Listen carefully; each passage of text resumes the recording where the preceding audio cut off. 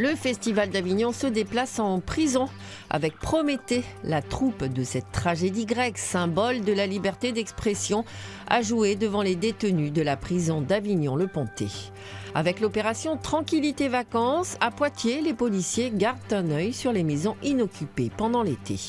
Mais avant cela, pour sensibiliser le public à la sclérose en plaques, des passionnés de Solex reprennent la route. 6 membres de l'association Nikaya s'apprêtent à quitter Nice pour rejoindre Londres sans assistance.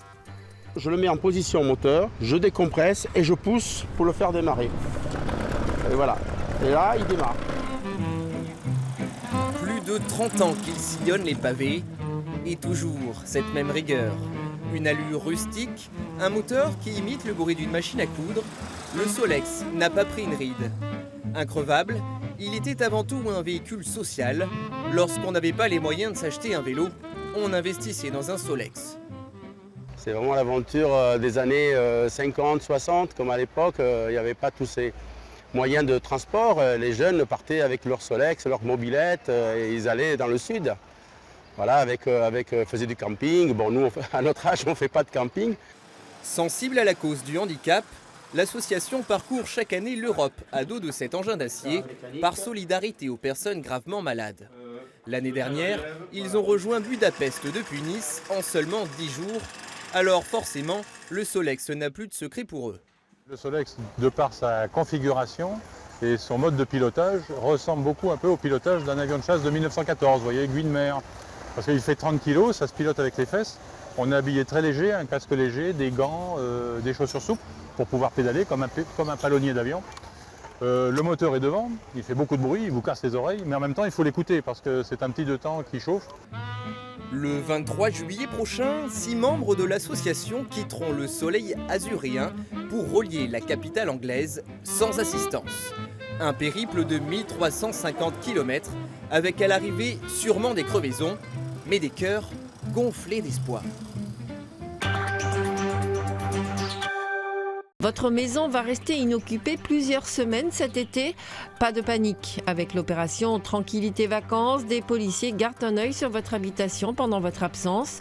De quoi éviter les mauvaises surprises, comme ici à Poitiers. Ce pavillon isolé va recevoir la visite de policiers plusieurs fois dans la semaine. Une inspection rapide de quelques minutes pour vérifier que tout est en ordre. Là, c'est fermé, il n'y a aucun souci. Le garage est fermé également, il est sous surveillance électronique. Donc il n'y a pas de problème pour cette première maison. Depuis le début de l'année à Poitiers, 282 personnes se sont inscrites à l'opération Tranquillité Vacances. Les demandes s'effectuent au commissariat et à la gendarmerie. Un formulaire est aussi disponible sur Internet. Dans tous les cas, au moins 8 jours avant le départ, les dates d'absence, l'adresse et les numéros à contacter en cas de problème sont à mentionner.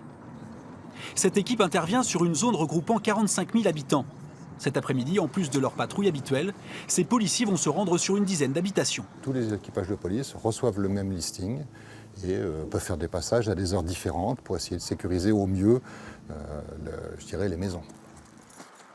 Autre visite, une imposante demeure, au calme. Et en plus des policiers tout près, une voisine qui veille elle aussi. Bonjour madame, c'est la police. Habituée de l'opération, pour cette retraitée, la présence des policiers n'est pas une surprise. Tous les ans, on part 4 à 5 semaines, donc on fait ça systématiquement. Et ça sécurise.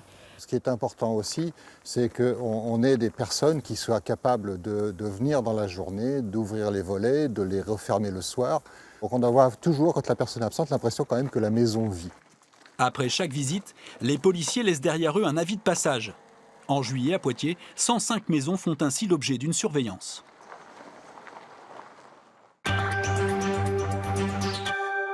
Enfin, cette initiative du directeur du Festival d'Avignon, également metteur en scène de Prométhée enchaîné, faire jouer les comédiens de cette tragédie, une métaphore de la liberté d'expression, devant une cinquantaine de détenus de la maison d'arrêt d'Avignon-le-Pontet.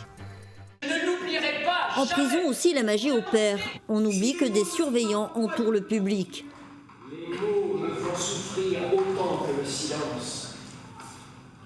La mise en scène d'Olivier Py est respectée. Les spectateurs se situent de part et d'autre du plateau, sauf qu'ici, cette disposition prend un relief particulier. Les détenus font face au personnel du centre pénitentiaire. Mais l'histoire de Prométhée capte très vite toutes les attentions, particulièrement grâce à l'actrice Mireille Herbstmeyer. Quand elle jouait la pièce, elle était dedans. Elle vivait. Donc nous, je vivais la pièce. Et ces émotions partagées, et j'ai aimé ça. Qui t'a dit le nom de mon père? Qui es-tu, malheureux? Dans le gymnase de la prison, des ateliers de théâtre sont proposés 3 fois par semaine en collaboration avec le Festival d'Avignon. Certains détenus ont interprété l'an dernier cette même pièce qui résonne comme un écho. Avec notre condition de détenu, on se rapproche facilement du texte. Prométhée, enchaîné, supplicié par l'autorité. Voilà.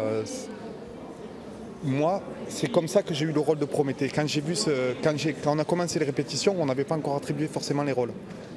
Mais moi, tout de suite, la première réflexion qui venait, je me suis dit, mais c'est l'idéal pour nous. C'est dans notre condition, on ne peut que se mettre facilement dans le rôle. C'est ce qu'on vit. Moi, j'ai vu des personnes changer, évoluer, créer autour d'eux une envie vis-à-vis d'autres personnes détenues et vis-à-vis des personnels aussi, une autre manière de les voir et engager le chemin vers la réinsertion et leur parcours d'exécution de peine, c'est-à-dire animer leur parcours d'exécution de peine.